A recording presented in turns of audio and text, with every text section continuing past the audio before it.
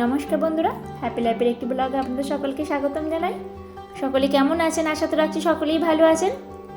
অন্যান্য দিনের মতন আজকেও আপনাদের সাথে নিয়ে আমি আমার ব্লগটা স্টার্ট করলাম। এখন বাজে প্রায় সকাল 6:30টার মতন। কিছুদিন আগে আপনাদেরকে দেখিয়েছিলাম যে গাছ ভর্তি হয়ে কতটা পরিমাণে বকুল এসেছে। তো সেই পরিমাণে বকুল হয়তো নেই, অনেকটা পরিমাণে ঝরে গেছে, যেহেতু খুব পরিমাণে বৃষ্টি হলো কিছুদিন আগে এবং ঝড় হলো। এখানে আমগুলো বেশ ভালো রকমভাবে বড়ও হয়ে গেছে, তারই কিছু অংশ আপনাদের সামনে তুলে ধরলাম। এরপর যখন আস্তে আস্তে বড় হবে, আমগুলো পাকবে, সেই সমস্ত কিছু আপনার সাথে শেয়ার করব। আজকে সকালের কাজকর্মের মধ্যে প্রথমেই এই ক্লিনজিংয়ের কাজগুলি করে থাকছি, কারণ অন্যান্য দিন যেমন চান করে আগে ঠাকুরকে জল দেওয়া এই সমস্ত কিছু করি, আজকে ভাবলাম যে না থাক, আজকে প্রথমে ক্লিনজিংটাই করে রাখি। কারণ এই যে একবার মোছা, ঘর ঝাঁট দেওয়া এই সমস্ত কিছু হয়ে যাওয়ার পর আর ঝুলারে কিছু ঝাড়া হয় না। আর এই সমস্ত করতে করতেই একটু একটু করে বেশ অনেকটা পরিমাণে আকার ধারণ করছে ময়লাটা। আর যেহেতু মাঠের দিকে একদম বাড়ি, তো সেক্ষেত্রে এই সন্ধ্যা হলেই নানান ধরনের পোকা আসছে আর মাকড়সার ফাঁদ তো প্রায় টাইমে করে থাকে। তবুও আমার চেষ্টা থাকে প্রতি মাসে অন্তত একবার করে হলেও একবার করে এই ঝুলঝাড়ুটা দিয়ে সমস্ত কিছুই ক্লিন করে নিই। কিন্তু সবসময় যে সেটা হয় সেটাও ঠিক হয় না। তাই মাঝে মধ্যে যখনই আমার চোখে পড়ে আর কি, ঠিক পরিষ্কার করে নেবার চেষ্টা করি। এই যেদিকে ঝুলগুলো মোটামুটি ঝেড়ে নিয়েছি, আর বড় ঘর বাদে মোটামুটি ছোট ঘর আর এই মাঝের ঘর দরে সমস্ত কিছু ঝুলটা ঝেড়ে নিয়েছি। বড় ঘর থেকে এখন ঝুলটা ঝাড়তে পারলাম না, যেহেতু এখনও ছোটো মেয়েটা ঘরেই আছে। তো ওটা আমি আবার পরবর্তী টাইমে করে নেব, ধরুন আজকে আর হবে না। কারণ এই যে এখন ঝাড়ু দিয়ে দিচ্ছি, এরপর ঘরটাও পরিষ্কার করে নিয়ে ঘর মুছে নেব।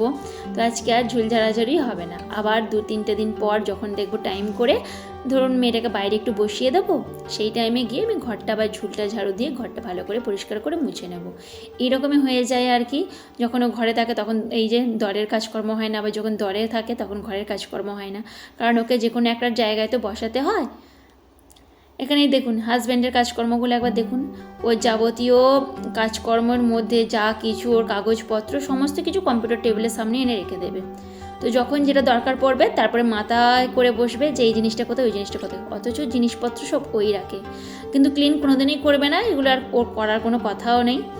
তো যেমন জিনিস ওর ঠিক তেমনিই পড়ে থাকবে। তবুও আর কি চোখে সব সময় এই সময় দেখলেও কিন্তু রাগ ধরে যায়, অন্যরকম পজিটিভ এনার্জি আসেও না। আর এই ঘরটাতে এলেই খালি মনে হয় যে কখন ক্লিন করব। ক্লিনটা যে করব তার জন্য তো ছোটো মেয়েটাকে একবার কাউকে ধরতে হবে বা ওকে একটু বসতে হবে। বেশিরভাগ টাইম তো যখন ঘুমায় তখন এই সমস্ত কিছু করে থাকি। তবে ও এখন ঘুমাচ্ছে না, আমার হাজব্যান্ড ওকে একটু কোলে নিয়েছে, আর এই সময় আমি একটু ক্লিনজিংয়ের কাজগুলো করে রাখছি। এই ক্লিনজিংগুলোর কাজগুলো যদি না করতে থাকি, একটা টাইমের পর দেখি বেশ ভালো রকম পুরো স্পট পড়ে গেছে, আর তখন পরিষ্কার করাটা বেশ মুশকিল হয়ে যায়। তাই চেষ্টা তো রাখি, কিন্তু সবসময় চেষ্টা রাখলেও কি যে আমার সময় হয়ে ওঠে, বা সময় হয়ে উঠলেও যে মেয়েটা করতে দেয় ঠিক এমনটাও হয়ে ওঠে না। তো আজকে ভাবলাম যা হোকভাবে এই সমস্ত কাজকর্মগুলো করেই থাকি।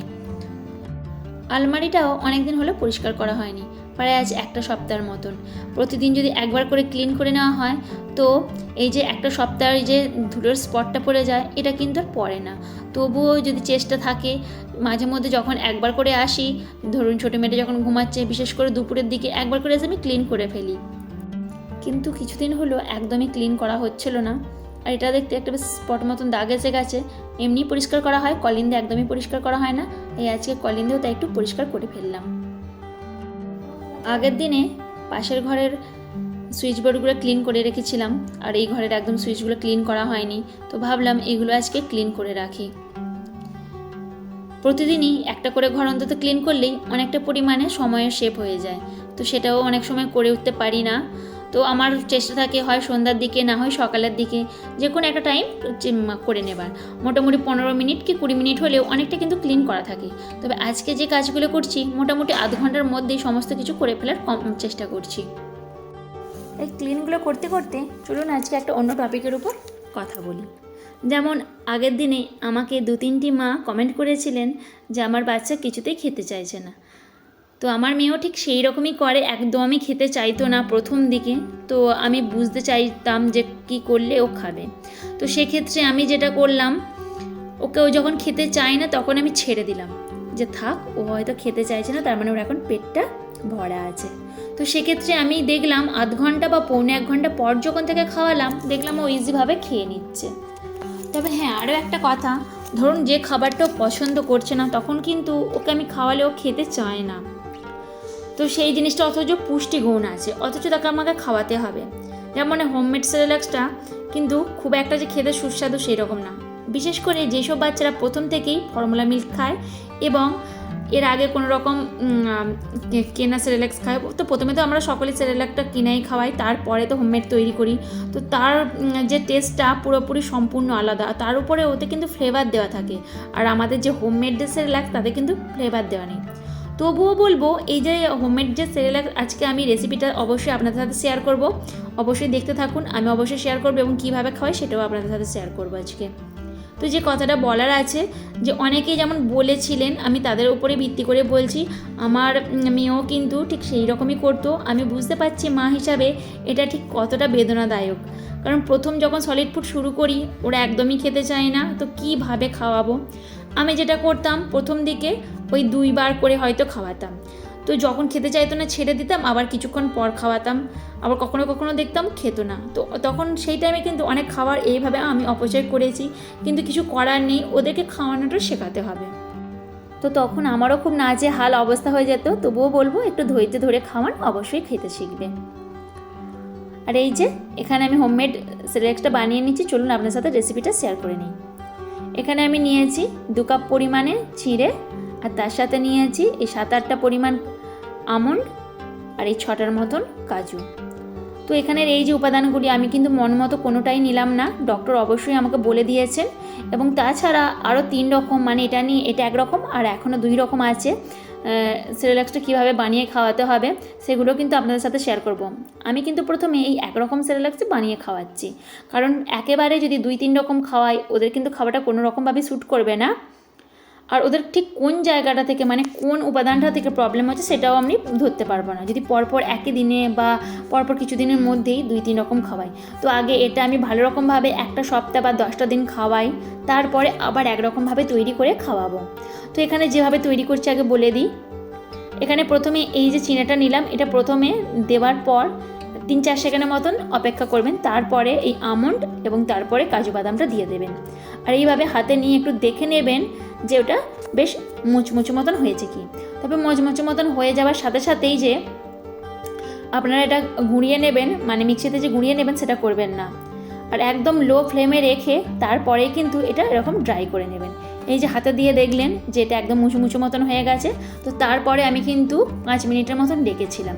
একদম গরম অবস্থাতেই কিন্তু এটা গুঁড়িয়ে নেবেন না, কারণ এই গরম অবস্থাতে যদি গুঁড়িয়ে নেন, কাজু বাদাম আছে প্লাস আমন্ড আছে, ওর মধ্যে কিন্তু একটা অয়েলি ভাব আছে, তাহলে গরমের মধ্যে কিন্তু এটা করলেই পুরোপুরি কিন্তু ওটা ডেলা হয়ে যাবে, ওটা কিন্তু আর আপনি গুঁড়ো করতে পারবেন না। আর গুঁড়ো করতে পারবেন না বলাটা ভুল, কিন্তু এই যে একটা তেল তেলে যে ভাবটা হয়ে যাবে না চিপচিপে, ওটা কিন্তু ভালো থাকবে না বেশি দিন। তো সেক্ষেত্রে একটু 5টা মিনিট রেস্টে দেবেন, তারপরে এইভাবে মিক্সিতে আপনারা গুঁড়ো করে নেবেন। তো গুঁড়ো করার পরে কিন্তু অবশ্যই এইভাবে ছাঁকুনিতে চেলে নেবেন, এইভাবে কিন্তু অবশ্যই খাওয়াবেন না, এটা কিন্তু অনেকটা পরিমাণে ওদের গলায় কিন্তু আটকাবে। আর এইভাবে দেখুন করার পর কতটা স্মুথ হয়ে যাচ্ছে। তো এইরকমভাবে খাওয়াতে পারেন। আমি আমার বেবিকে কিন্তু এর আগে 2-3টা দিন খাইয়েছি, তারপরে কিন্তু আপনাদের সাথে রেসিপিটা শেয়ার করছি। প্রথম দিন করার সাথে সাথেই যে আপনাদের সাথে শেয়ার করছি ঠিক তেমনটা না, আমি এর আগে করেছি এবং করার পরে রেখে আমার মেয়েকে খাইয়েছি, তারপরে আপনাদের সাথে শেয়ারটা করছি। অবশ্যই কোনো জিনিস আমি ওকে প্রথম দিন খাওয়াচ্ছি মানে প্রথম দিন অবশ্যই আপনার সাথে শেয়ার করি না, কারণ এটা একদমই উচিত না। সেটা যদি খারাপ হয় তো খারাপ এবং যদি ভালো হয় তো ভালো, সেইটা আমি অবশ্যই আপনার সাথে শেয়ার করি। যেমন আমার মেয়ে আপেল সেদ্ধটা কেমন খায়, কেন খায় না বা কেন খেতে চায়, এই সমস্ত কিছু আমি পরবর্তী একটা ব্লগে অবশ্যই শেয়ার করব। তো যেগুলো ওর প্রবলেম হয় আমিও চেষ্টা করি যে আপনাদের সাথেও সেগুলো শেয়ার করার, কারণ অনেক বাচ্চার মারা আছেন যারা আমার সাথে অবশ্যই নানান রকম কমেন্টে কথা বলেন, বুঝতে পারি আমার মতন তাদেরও কিন্তু নানান রকম প্রবলেম হয়। তো চলুন এবারে কীভাবে সেরেলাক্সটা বানাই সেটাই আজকে আপনাদের সাথে শেয়ার করে দিই। এখানে প্রচণ্ড একটু জল একটু বেশি করে গরম করে নিলাম এবং ফ্লাক্সে ঢেলে রাখলাম, এটা আমার নিত্যদিনের কাজকর্মের মধ্যেই পড়ে। এখানে আমি জলটা বসিয়ে দিয়েছি, আর এখানে আমি নিয়ে নেব 1.5 স্পুন মতন। তো 1.5 স্পুন মতন যে নেবেন, এবার আপনারা আপনাদের এই অনুযায়ী বুঝে নেবেন, মানে বাচ্চারা কতটুকু খায়। তো আমি এখানে 1.5 স্পুন মতন নিয়েছি, তবে এটা কিন্তু পাতলা মতন করবেন, জলের পরিমাণটা এখানে অনেকটাই কমে গেছে, আমি জলটা অবশ্যই এখানে অ্যাড করে দিচ্ছি। আর আপনারা কিন্তু অবশ্যই এটা একদম পাতলা মতন করবেন, আর এটা যেহেতু হোমমেড সেক্ষেত্রে আপনারা চেষ্টা করবেন এইভাবে ফুটিয়ে নিতেন একদম লো আঁচে। প্রায় 3-4 মিনিট অবশ্যই এইভাবে ফুটিয়ে নেবেন। 3-4 মিনিট না হলেও অবশ্যই 2 মিনিট অবশ্যই কিন্তু ফোটাবেন। আর তারপরে এই দেখুন এইরকম একটা গাঢ় ভাব হয়ে যাবে। তারপরে আপনারা জল মিশিয়ে নিতে পারেন, নাহলে যখন ফোটাবেন তখন একটু পাতলা মতন করে নেবেন এবং এইভাবে কিন্তু আঠা মতন হয়ে যাবে। এটা চেষ্টা করবেন যখন ওর খুব খিদে পাবে সেই টাইমে খাওয়াতে, কারণ এটা যেহেতু কোনো রকম ফ্লেভার নেই, খুব একটা খেতে চাইবে না, কিন্তু অবশ্যই কিন্তু পুষ্টিগুণে ভর্তি। আপনারা জানতে পারবেন যে এর ভেতরে কী কী উপাদান দিয়ে আপনারা তৈরি করলেন। তো আমরা যেগুলো বাজার থেকে চটজলদি কিনে খাওয়াই সেগুলো কিন্তু ফ্লেভার ভালোর জন্য হয়তো ওরা খেতে চায়, কিন্তু ওর উপদের মধ্যে যে কী কী উপাদান থাকে সেটা কিন্তু আমরা অবশ্যই জানি না। দেখুন এখানে যেমন আমি অনেকটা ব্রেক দেওয়ার পরে অবশ্যই তারপর খাওয়াচ্ছি, দেখুন ও কীভাবে খেয়ে নিচ্ছে। খিদে না পেলে ও কিন্তু খেতে চায় না, থুতু করে ফেলে দেয়। তো আমি চেষ্টা রাখি বেশ অনেকটা গ্যাপ দেবার পর খাওয়াই।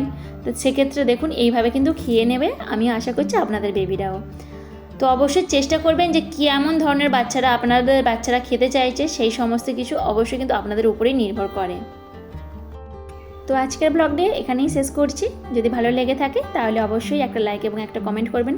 যদি নতুন বন্ধু হয়ে থাকেন সাবস্ক্রাইব করে পাশে থাকার অনুরোধ রইল। এবং মা হিসেবে আমি যতটুকু পারি আপনাদের শিশুদের জন্য কিন্তু ঠিক ততটুকুই আমি শেয়ার করার চেষ্টা করি। আপনাদের যদি কোনো রকম জানার থাকে কিছু অবশ্যই আমাকে কমেন্টে জানাতে পারেন, অবশ্যই আমি অ্যান্সার দেবো। আর যদি আমি অ্যান্সার নাও দিতে পারি অবশ্যই কোনো ব্লগের মাধ্যমে আমি সেই উত্তরটা আপনাদেরকে দিয়ে দেবো। তো শেষ পর্যন্ত দেখার জন্য অসংখ্য ধন্যবাদ।